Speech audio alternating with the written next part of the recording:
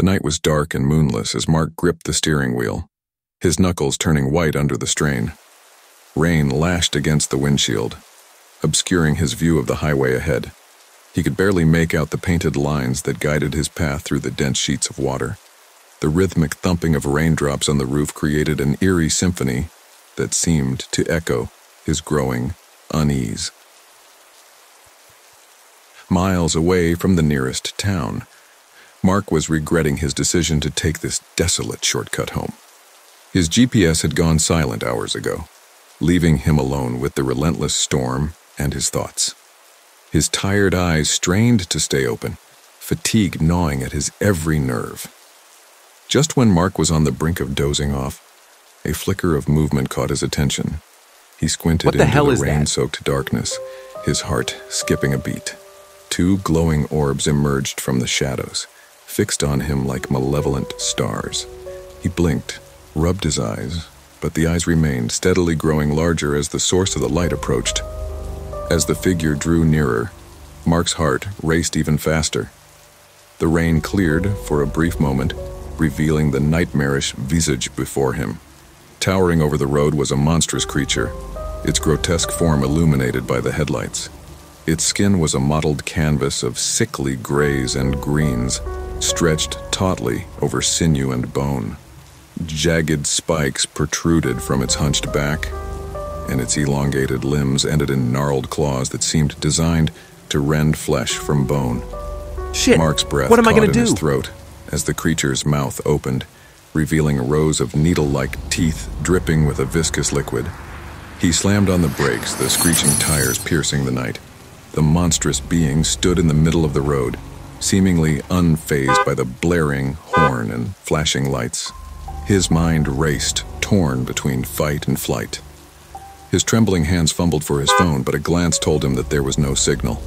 Panic surged through his veins, the fight-or-flight response leaving him paralyzed. The creature began to move, a lumbering gait that defied its apparent size. Mark could hear the thuds of its footsteps over the pounding rain. Desperation lent him courage as he yanked the door open and stumbled out of the car, his legs nearly giving way beneath him. Rain drenched him in seconds, plastering his clothes to his skin. He stumbled backward, his eyes locked onto the advancing horror. There was nowhere to run, no place to hide. In a last-ditch effort, Mark turned and sprinted into the nearby woods, the underbrush clawing at him as he pushed deeper into the darkness. Every rustling leaf, every snapping twig, seemed to herald the creature's approach. His lungs burned, his muscles screamed, but he didn't stop until he collapsed against the trunk of a massive tree. He pressed his hand to his chest, his heart pounding so violently he thought it might burst. Mark strained his ears, listening for any sign of pursuit, but all he could hear was the steady rain. He glanced around, disoriented and breathless, trying to make sense of his surroundings.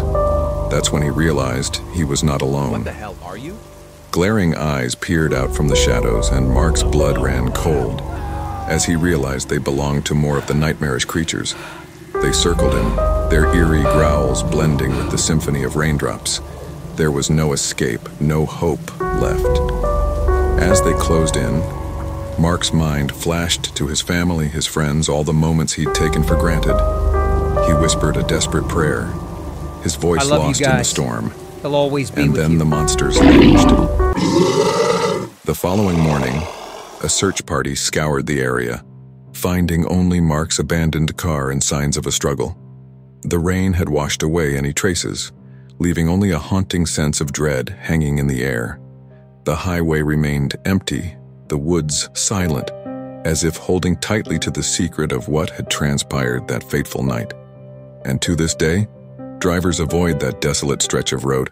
For those who dare to travel, it might just come face to face with the monsters that lurk in the rain-soaked darkness.